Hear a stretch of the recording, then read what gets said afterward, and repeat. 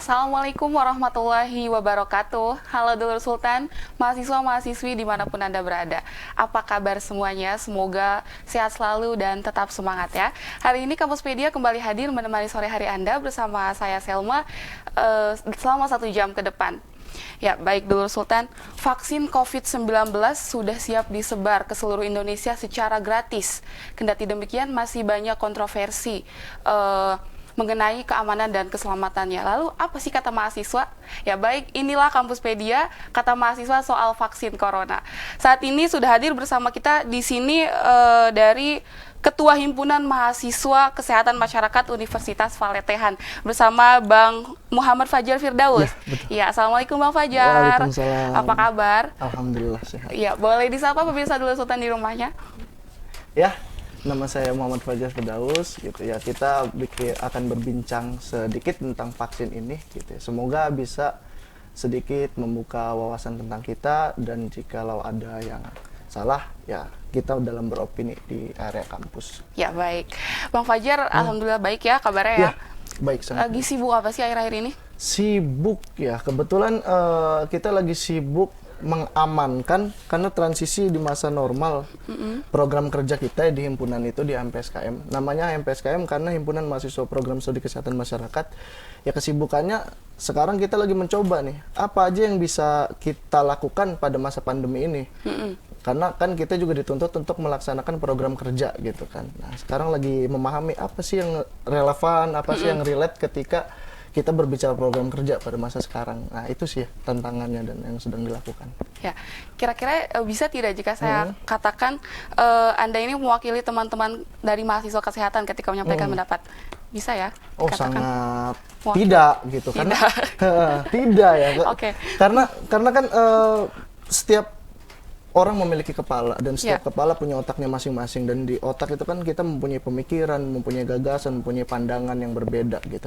Jadi jika saya dikatakan mewakili mahasiswa kesehatan itu sendiri, saya tidak bisa untuk membicarakan itu gitu loh. Gitu. Ya. Berbicara mengenai vaksin COVID-19, bagaimana sih pengawalan teman-teman mahasiswa kesehatan ini? Hal apa yang dilakukan yang bisa dikatakan sebagai kontribusi kalian terhadap vaksin COVID-19 ini, sekecil apapun bentuknya? Ya, sejauh ini sih kita karena kita di garda terdepan juga, karena kita kan motonya adalah preventif dan promotif ya. Preventif itu artinya pencegahan, promotif adalah mempromosikan tentang kesehatan itu sendiri. Jadi jalurnya kita dokter baru tukang gali kubur gitu loh. Nah, kurang lebih seperti itu tuh jalurnya tuh. Nah, ketika kita berbicara tentang vaksin, berarti kita juga berbicara tentang COVID-19. Nah, sedangkan vaksin ini adalah harapan yang paling besar untuk kita, karena kita juga kan sudah jenuh juga gitu kan, melihat bahwa PSBB ini diperpanjang, apalagi di Banten sendiri itu PSBB-nya tenggat dalam 1 bulan di tanggal 20, dan kemarin kita baru memperpanjang PSBB ya diperpanjang juga oleh Pak Gubernur kita gitu. Nah, untuk vaksin sendiri kita juga masih melihat, mengkaji, membaca bagaimana gerakan daripada pemerintah, mulai dari pernyataan Pak Jokowi yang tadinya vaksin ini katanya bayar, sampai ada pernyataan yang gratis, tidak bayar, yang gratis itu. Nah, terus lagi vaksin juga yang kita masih dikaji oleh beberapa lembaga-lembaga tersebut gitu, yang akan kita sebutkan atau kita bicarakan nanti gitu ya. Kita masih melihat bagaimana perkembangan daripada vaksin ini sendiri gitu. Ya. Jadi masih terus mengkaji dari teman-teman kesehatan juga ya? Terus mengkaji demi validitas data, karena kita nggak bisa berbicara ketika data yang beredar pun liar gitu kan, karena kan sekarang kita tidak bisa mengetahui media mana sekiranya yang itu menjadi bukti bahwa oh ini valid, oh ini konkret gitu. Ya, betul. Ya, saat ini kan program vaksin COVID-19 untuk masyarakat Indonesia kini tinggal menunggu izin edar dari BPOM ya. Kemudian juga serta sertifikasi halal dari Majelis Ulama Indonesia. Nah, sebelumnya Presiden Joko Widodo juga sempat mengumumkan bahwa vaksin COVID-19 ini akan dibagikan secara gratis untuk seluruh masyarakat Indonesia. Nah, teman-teman mahasiswa kesehatan ini apakah siap, apakah setuju dan mau untuk divaksin nanti? Setuju atau tidak, ketika dulu pun kita imunisasi dan segala macam itu sudah bentuk daripada hasil daripada ya mereka yang mengkaji apa yang paling tepat untuk kesehatan warganya. Menurut saya sangat tidak etis ketika negara dan lembaga-lembaga terkait sudah melakukan hal yang baik, begitu juga dengan vaksin ini, kita tidak mensupport gitu. Karena jalan keluar satu-satunya ya kita mengikuti pihak yang berwenang, karena mereka yang lebih tahu mana yang terbaik untuk kita. Adapun terkait dengan hal-hal yang pengujian dan segala macamnya ya kita serahkan full kepada mereka. Toh ketika ada apapun ya mereka yang bertanggung jawab secara sepenuhnya gitu. Kan pada umumnya vaksin ini sangat kompleks ya, membutuhkan waktu yang cukup lama. Iya. Ya. Namun apakah vaksin bisa dibuat dalam jangka waktu yang dekat ini nih? Tapi saya pernah membaca dari artikel memungkinkan saja, mungkin saja vaksin bisa dibuat dalam waktu sedekat ini karena perkembangan zaman yang sudah berbeda, kemudian juga karena ini pandemi, jadi lebih dikonsentrasikan untuk membuat vaksin ya. Tapi pada dasarnya emang bisa ya vaksin ini dibuat dalam jangka waktu yang dekat. Ya sebenarnya ketika kita berbicara pembuatan vaksin butuh beberapa kali uji coba, karena kan yang disuntikan ini adalah manusia gitu. Ya, ketika ada salah sedikit itu bisa menyebabkan kematian, kerusakan organ dan segala macam. Apalagi ketika kita berbicara vaksin, artinya kan itu adalah virus yang sekiranya ditelerkan dalam tanda kutip ya, ditelerkan untuk dimasukkan ke dalam tubuh kita gitu. Sehingga membutuhkan proses yang begitu lama, bahkan puluhan tahun gitu ketika zaman dulu. Nah, ketika perkembangan zaman sekarang kita sudah tidak bisa berbicara hal yang mustahil gitu kan. Karena sekarang aja sudah sangat modern gitu di era globalisasi ini. Bahkan kita sudah mempersiapkan diri di era 5.0 gitu ya, bukan 4.0 lagi gitu. Sangat memungkinkan karena juga dengan pandemi ini mungkin para ilmuwan, para profesor dan lembaga-lembaga terkait fokus untuk melakukan pengujian vaksin dengan sekian responden, dengan berapa ribu responden. Dan saya baca juga lumayan banyak responden yang sedang diuji gitu. Termasuk di Bandung sendiri itu yang diuji oleh Unpad, Universitas Padjadjaran dengan Biomed gitu kan. Itu sekitar 60.000 sampai sekian orang yang diuji itu di Bandung itu. Dan menurut saya itu bagian daripada keseriusan pemerintah terkait dengan vaksin ini gitu. Menurut saya seperti itu. Jadi pada dasarnya memang bisa vaksin dibuat dalam jangka waktu yang dekat. Sangat memungkinkan bisa, sangat memungkinkan bisa karena berkembangnya zaman sudah sedemikian rupa lah, kita tahu gitu. Ya semoga aja kita berharapnya ya yang keluar daripada keputusan atau kebijakan pemerintah ini terkait vaksin itu yang terbaik bagi kita gitu. Ya. Kemudian apakah vaksin bisa 100% menjadi solusi pencegahan COVID-19? Untuk Anda bagaimana? Menarik ya, menarik. Sebenarnya ini yang seharusnya dibahas gitu. Poin pentingnya adalah di sini, karena ketika kita berbicara vaksin juga, ini cuma sekedar apa ya? Memperkuat imun kita gitu, agar imun kita ini bahasanya uji coba dulu. Kalau dalam pertandingan bola itu kan sebelum ada pertandingan atau laga liga dimulai itu kan kita ada uji coba dulu kan sebelum liga dimulai. Nah, ini gunanya bagi sistem imun atau tentara-tentara yang ada di tubuh kita ini untuk menguji coba apakah siap atau enggak ya di sini. Ketika sebuah tim bola selalu menang di laga uji coba kan itu akan menambah daya keyakinan, menambah semangat. Nah, itu juga termasuk daripada tubuh kita seperti itu. Nah, itu vaksin disuntikan untuk memperkuat tubuh imun kita. Nah, ketika berbicara vaksin ini bisa atau tidak menanggulangi pandemi gitu ya? Menurut saya tidak. Karena ketika kita divaksin pun kita masih akan terpapar. Nah, ketika kita sudah lanjut berbicara, ketika kita terpapar itu, kalau reaksinya adalah yang berbeda ketika kita sudah divaksin, tubuh kita sudah terbiasa dengan virus itu. Jadi tidak ada masalah lagi. Jadi penyebaran virus masih akan masif jika kita tidak mengamalkan ya 3M, protokol kesehatan dan lainnya. Begitu kalau menurut saya. Oke. Nah, ketika membaca tanggapan-tanggapan di media sosialnya terkait vaksin COVID-19, salah satunya ada yang mengatakan sebaiknya diprioritaskan kepada masyarakat yang rentan. Misalnya untuk orang-orang yang memiliki penyakit bawaan, atau untuk sekelompok orang yang kerap kali bersentuhan dengan masyarakat secara langsung seperti yaitu petugas kesehatan, kemudian TNI, Polri. Apakah setuju jika vaksin COVID-19 ini lebih dahulu diberikan kepada kelompok-kelompok tersebut? Ya saya sih sepakat saja jika dalam penyebaran vaksin ini sendiri itu terdapat kendala-kendala yang berarti. Seperti ya tersedianya vaksin tidak bisa langsung dirasakan secara merata gitu dalam periode yang sama, dalam waktu yang sama oleh seluruh warga negara Indonesia. Nah maka akan dibentuk sekat-sekat atau waktu-waktu gitu. Misalkan yang didahulukan adalah orang-orang tenaga medis. Saya sangat sepakat gitu karena yang bersentuhan langsung dengan si sakit atau si pasien COVID-19 itu kan tenaga medis itu sendiri. Dan lagi yang rentan terhadap COVID-19 ini adalah orang tua dan orang yang mempunyai penyakit bawaan. Karena efek daripada COVID-19 ini sebenarnya dia tidak bisa menyerang tubuh kita ketika kita sehat, kan gitu. Tapi ketika di tubuh kita ada gejala-gejala penyakit kronis yang lainnya, nah ketika kita terpapar sangat mudah untuk diintimidasi itu. Ibarat kata ada celah lubang gitu kan, walaupun kecil, nah itu mereka masuki. Dan itu bisa menyebabkan hal-hal yang serius dan kompleks dalam tubuh gitu. Kurang lebih seperti itu. Ya, baik Dulur Sultan, ya jangan kemana-mana dulu, karena kita akan kembali usai jeda berikut ini.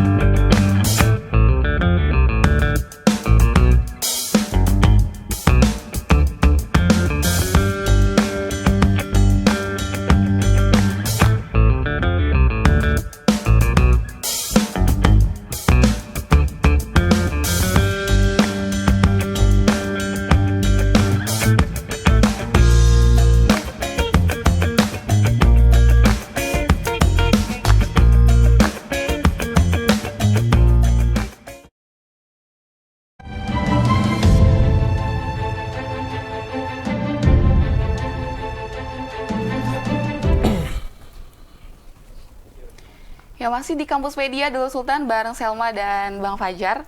Oke. Nah, vaksin ini kan tadi mencegah ya dan memberikan kekebalan terhadap tubuh dalam waktu yang panjang. Nah, umumnya efek samping apa sih yang biasanya ditimbulkan oleh vaksin ini ketika dipakai? Ya banyak ya. Karena lihat kembali lagi ke obrolan tadi ya, ketika si vaksin ini disuntikan ke kita ya mungkin akan mengakibatkan gejala-gejala, apalagi ketika sederhananya gini. Ketika kita minum obat, nah ada kan di situ tertera obat ini dilarang untuk ibu hamil, segala macamnya. Begitu juga berlaku untuk vaksin ini sendiri. Nah, jika si vaksin ini kira-kira berbahaya bagi sebagian orang, nah itu juga yang harus dikaji oleh pemerintah gitu kan, lembaga terkait juga gitu. Nah, ini tugas daripada Unpad yang sedang mengkaji vaksin ini gitu kan, yang berada di Indonesia ini juga termasuknya itu. Karena kita tidak bisa menyamaratakan orang lain antara satu individu dengan individu yang lainnya gitu. Ya. Jadi yang lebih harus diprioritaskan mana sih, vaksin atau kesejahteraan masyarakat? Ya, kalau berbicara itu, wah, agak keluar konteks daripada kesehatan ya ini. Tentang kesejahteraan itu adalah hal mutlak gitu, karena kan termasuk daripada Pancasila juga, gitu kan di dalamnya gitu. Kalau sekiranya vaksin, ini karena ada masa khusus gitu yang kita bicarakan, ini adalah pandemi gitu. Nah, ini dua hal ini tidak bisa mana yang utama, mana yang kedua gitu. Nah, keduanya ini kalau bisa harus berbarengan. Karena vaksin ini sendiri dilakukan untuk terwujudnya kesejahteraan bagi masyarakat Indonesia itu sendiri gitu. Sudah termasuk dua hal tapi dalam satu tujuan yang sama gitu. Kalau menurut saya seperti itu. Ya, tapi untuk saat ini apakah Indonesia sudah sangat membutuhkan vaksin? Sangat membutuhkan ya, sangat. Karena angka kematian dan angka terinfeksinya orang di Indonesia ini semakin hari semakin meningkat gitu. Semakin melonjak. Bahkan kita tidak tahu apakah kita bisa mengalahkan USA gitu kan, Amerika Serikat gitu dalam hal terpaparnya warga Indonesia akibat virus corona ini gitu. Kalau menurut saya sih ya sangat-sangat membutuhkan gitu. Tapi ya sesuai dengan tadi yang kita bicarakan, jika sudah teruji secara BPOM maupun secara kehalalan oleh MUI, ya silahkan gitu kan, disebarkan gitu. Ya, dulu ketika wabah SARS sampai saat ini kan belum berhasil dibuat vaksinnya ya? Iya. Artinya gagal dan belum ditemukan. Apakah virus COVID-19 ini jauh berbeda dengan virus SARS itu? Uniknya sih seperti ini ya. Corona ini kenapa menjadi besar seperti sekarang? Karena penularannya itu adalah dari manusia ke manusia gitu. Kalau dulu kita berbicara soal wabah flu burung gitu kan, itu ketika si orang tidak memakan ayam yang terinfeksi atau terpapar virus flu burung itu, dia tidak bakal bisa terpapar virus flu burung gitu. Karena tidak bisa menularkan antara satu individu dengan individu yang lainnya. Nah, bedanya virus corona ini yaitu gitu loh. Karena bisa menyebar dari individu yang satu dengan individu yang ke individu yang lainnya. Mungkin seperti itu. Ya. Oke. Tadi balik lagi saya membaca tanggapan-tanggapan dari masyarakat yang terkait vaksin COVID ini. Ada yang menolak dengan alasan vaksin ini ditujukan untuk hewan, bukan untuk manusia. Yang Anda tangkap dari pernyataan ini maksudnya seperti apa? Apakah pada dasarnya memang vaksin ini ditujukan untuk hewan atau seperti apa? Ya, sangat lucu ketika berbicara itu. Karena emang ada yang tercipta untuk hewan, tapi ada juga yang tercipta untuk manusia gitu. Artinya tingkat literasi kita juga agak sedikit rendah gitu. Jadi kita mengandalkan media untuk membaca sesuatu. Mending yang kita baca adalah media yang konkret, yang valid gitu. Ya gitu kan. Yang atas dasar itu pernyataan dari orang-orang yang emang ahli di bidang itu. Tapi ketika kita salah membaca, nah itu akan membuka persepsi yang salah dalam pemikiran kita. Gitu. Nah, itu yang harus kita waspadai. Makanya kita harus bisa memilah dan memilih media mana yang sekiranya bisa dijadikan acuan atas literasi kita. Nah, ketika tidak atau di jalur yang salah, nah akan keluar daripada statement yang salah dari diri kita. Mungkin seperti itu. Ya, baik. Nah, jika seandainya Anda ditunjuk sebagai relawan penanganan COVID-19, apakah siap atau menjadi relawan percobaan vaksinasi? Bagaimana? Ya, yang pertama dulu ya, yang COVID-19 dulu. Itu termasuk daripada tugas kita aslinya. Kesehatan masyarakat itu yang saya ulas tadi, bahwa tugasnya adalah preventif dan promotif. Kita mencegah dan mempromosikan tentang kesehatan. Artinya COVID-19 ini adalah sebagian daripada tanggung jawab kita. Tapi untuk orang yang belum terpapar. Kalau orang yang sudah terpapar, itu tugasnya sudah dokter dan tenaga-tenaga kesehatan yang lainnya. Gitu loh. Kita termasuk yang menggalakkan bahwa tolong jaga protokol kesehatan, tolong kita patuhi 3M tadi, ya, mencuci tangan, menjaga jarak, dan menjauhi kerumunan itu gitulah. Nah, tadi pertanyaan kedua apa? Jika menjadi relawan percobaan vaksinasi. Oh iya, sangat menarik gitu ya, percobaan gitu. Kalau dicoba sih enggak, saya enggak mau.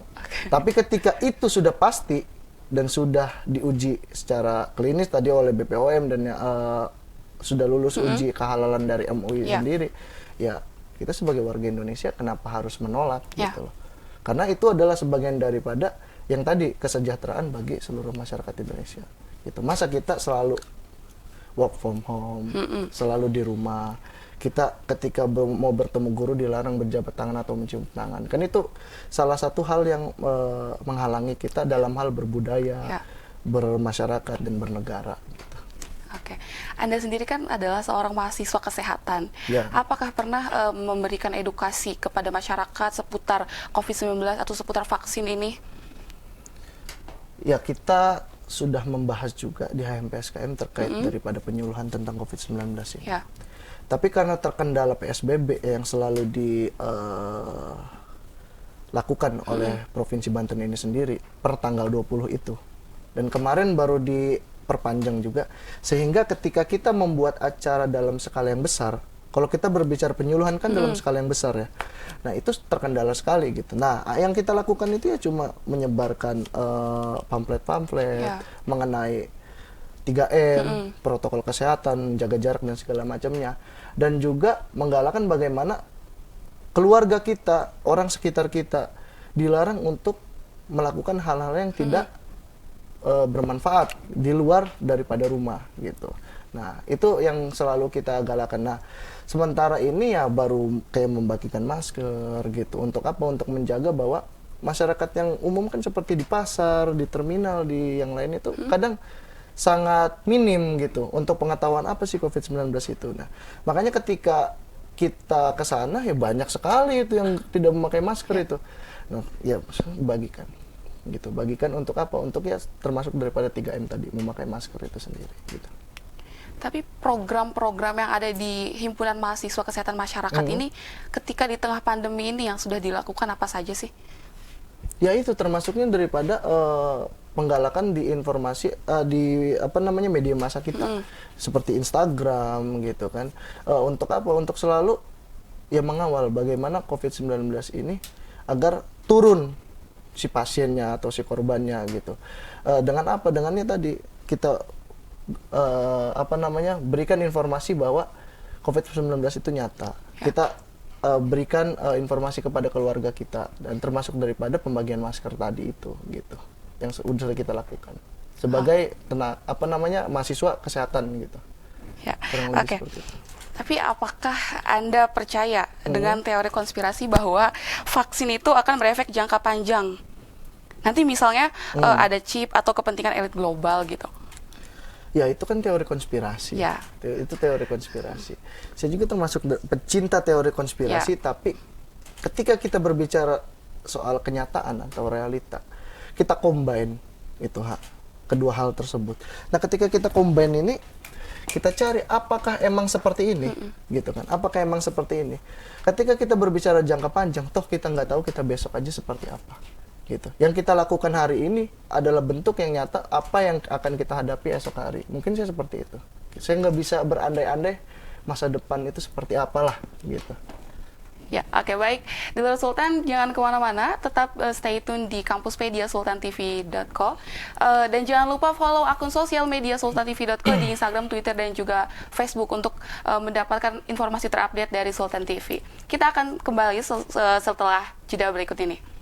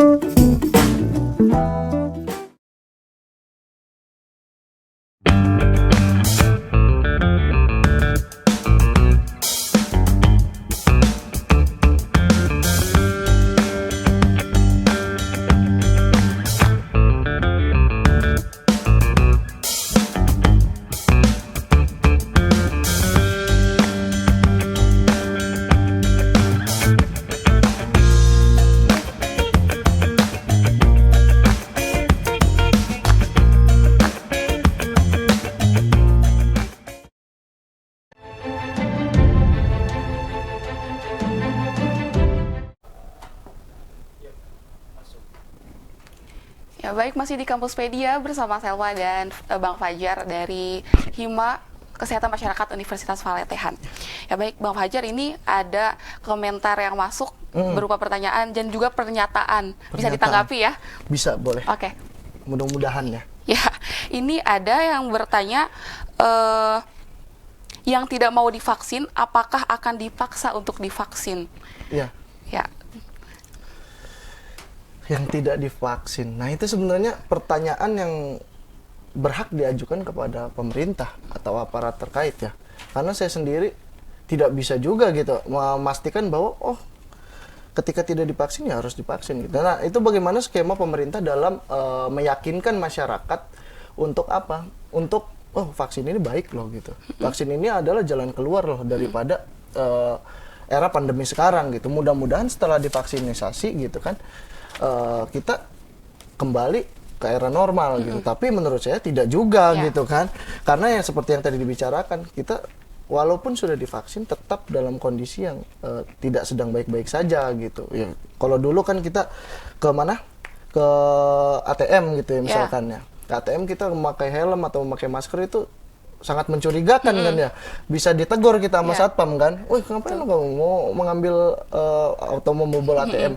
Tapi sekarang itu kan menjadi hal yang lumrah gitu kan. Nah, mungkin yang dikatakan new normal adalah hal-hal yang seperti tadi itu gitu, yang selalu pakai masker kemana-mana. Menurut saya seperti itu sih. Ya. Kemudian juga ada yang berkomentar, jujur saya ngeri kalau divaksin karena vaksin itu buat yang berkorona. Oke, tanggapan Bang Fajar bagaimana? Ya, kita sebenarnya udah bahas hal itu juga ya, gitu. Banyak sekali yang ditimpa dalam hal pembahasan ini, gitu. Sekali lagi saya tekankan bahwa vaksin ini bukan menghindarkan kita dari virus corona itu sendiri, gitu. Tapi vaksin ini adalah untuk bagaimana caranya si tentara-tentara dalam tubuh kita yang kita sebut sistem imun itu untuk terbiasa untuk bisa melawan daripada si virus ini ketika kita terpapar. Nah, seperti itu aja. Makanya tadi ketika kita ingin kembali ke era normal, itu tidak mungkin menurut saya. Kita tetap akan melanjutkan era new normal dengan berbagai macam skema-skema yang baru dalam kehidupan kita. Dan kita harus wajar juga gitu dengan hal itu. Karena perkembangan dunia kan, ketika kita berbicara perkembangan yang baik, kita sangat mewajari. Masa ketika kita dilimpahkan perkembangan yang buruk, kita tidak mau terima. Gitu, menurut saya seperti itu. Oke. Nah, selanjutnya ada juga yang bertanya, Bang Fajar pernah riset atau komunikasi langsung dengan tim medis corona? Ya, Satgas Covid berarti. Ya. Saya sering beberapa kali komunikasi dengan Satgas Covid itu, termasuk Satgas Covid Kabupaten, termasuk daripada Satgas Covid Kampus, karena kebetulan kampus Valetehan juga sudah membentuk tim Satgas itu sendiri. Ya, pembicaraan itu terkait dengan izin gitu kan, kita juga ketika mengadakan program kerja kita harus berkomunikasi. Udah ada birokrasi itu tuh. Nyelip tuh Satgas Covid di birokrasi kita tuh. Yang tadinya mungkin birokrasi kita ke dosen ini, kepada dekan, kepada rektorat mungkin seperti itu. Nah, itu nyelip itu Satgas Covid menjadi hal yang wajib untuk dilalui gitu loh. Untuk ketika kita ingin melakukan program kerja. Nah, berbicaranya ketika mau ngobrol bagaimana protokol kesehatan, bagaimana ketika kita mengadakan acara itu di mana posisi mencuci tangan, di mana posisi pendaftaran, di mana apakah kita harus memakai face shield atau haruskah kita memakai masker dan face shield. Nah, itu termasuk daripada pembahasan dengan Satgas Covid gitu. Ya, banyak sekali yang kita bahas. Kemudian baru-baru ini ramai diperbincangkan mengenai terapi plasma darah. Ya. Hal ini ramai diperbincangkan ketika adanya postingan unggahan dari Gubernur Jawa Tengah ya, Ganjar Pranowo yang menampilkan seorang temannya yang juga seorang dokter terinfeksi COVID-19. Namun dirinya merasa membaik, kondisinya ini membaik ketika setelah melakukan transfusi darah, ya, terapi plasma darah ini. Memang sebenarnya cara kerja plasma darah ini seperti apa sih, dan bedanya dengan vaksin ini bagaimana? Ya, saya sedikit tahu tentang plasma darah itu, yang saya pahami gitu. Konsepnya seperti ini. Misalkan ketika si A terpapar COVID-19 gitu, dan si B baru terpapar COVID-19, si A ini sudah sembuh. Nah, si A ini mentransfusikan darah kepada si B gitu. Untuk apa? Untuk bisa membalanskan gitu kan si ini udah menang si A nih. Si sistem imunnya misalkan udah menang. Nah, ditransfusikan darah ke si B gitu. Nah, itu menurut saya banyak juga yang harus diuji. Karena kan nggak semua hal bisa ditransfusikan ke orang lain. Walaupun ya dengan tanda kutip darah yang sama gitu, dengan proses-proses transfusi darah yang selalu dijaga. Menurut saya harus juga sih diuji secara BPOM, secara MUI, karena ya ini yang sangat menentukan kemana kita akan memilih, ataukah vaksin ataukah plasma darah tadi itu gitu. Banyak kan negara yang berlomba-lomba membuat vaksin. Nah, menurut Anda, mengapa yang nanti akan kita konsumsi ini nih, mengapa harus dari negara Rusia? Menurut Anda bagaimana? Menurut saya, karena tidak tahu ya, kita dulu juga toh ketika berbicara tentang Rusia pada waktu itu Uni Soviet, ini agak teori konspirasi juga atau sejarah ya, atau sejarah, kita bahas sedikit. Kita selalu menyuplai apapun itu dari Rusia kan, gitu. Tidak dari US gitu, tidak dari Amerika gitu. Jadi menurut saya bagaimana pemerintah mengambil kebijakan aja sih soal ini. Nah, tapi yang perlu dipahami, kita kan bukan dari mana si vaksin itu diimpor gitu kan, tapi bagaimana pemerintah itu mencari vaksin yang lebih aman, yang lebih baik ataupun yang terbaik untuk masyarakatnya. Masalah dari manapun, menurut saya walaupun vaksin itu dari Mars, ketika itu baik dan teraman untuk warga negara Indonesia, kenapa tidak gitu. Ya, mungkin ini yang terakhir ya. Mungkin ada pesan yang ingin Bang Fajar sampaikan untuk masyarakat Banten, mahasiswa-mahasiswi terkait virus COVID-19 ini dan juga terkait vaksin. Silahkan. Ya, pesan dari saya tidak banyak pesannya, teman-teman. Mungkin ketika kita sedang mengalami pandemi seperti ini, segala sesuatu itu pasti ada baik buruknya, berdampingan. Nah, teman-teman juga harus bisa memilah dan memilih bacaan apa yang cocok, informasi apa yang cocok untuk apa? Untuk kita tidak terombang-ambing gitu. Karena menurut saya sangat erat sekali kita ini, segala sesuatu bisa dipolitikan gitu. Bisa dipolitisasi. Jadi jangan sampai adanya niatan baik daripada pemerintah tentang vaksin ini menjadi tercoreng gitu. Kan kita juga belum tahu prosesnya seperti apa. Sedangkan yang kita baca gitu bahwa vaksin ini masih dalam proses atau masih dalam tahap pengujian oleh BPOM dan lisensi halal oleh MUI gitu. Nah, kita ikuti saja dulu, kita tunggu. Ketika mereka sudah bilang itu baik untuk kita, ya kenapa tidak untuk kita terima.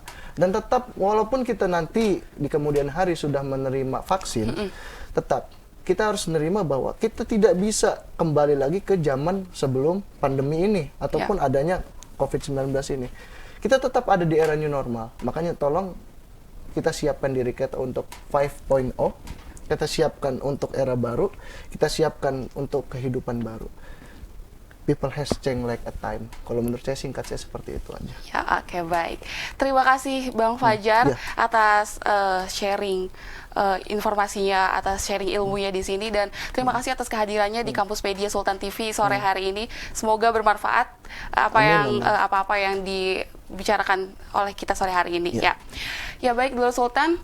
Saya Selma Aulia pamit undur diri. Terima kasih dan sampai jumpa. Wassalamualaikum warahmatullahi wabarakatuh.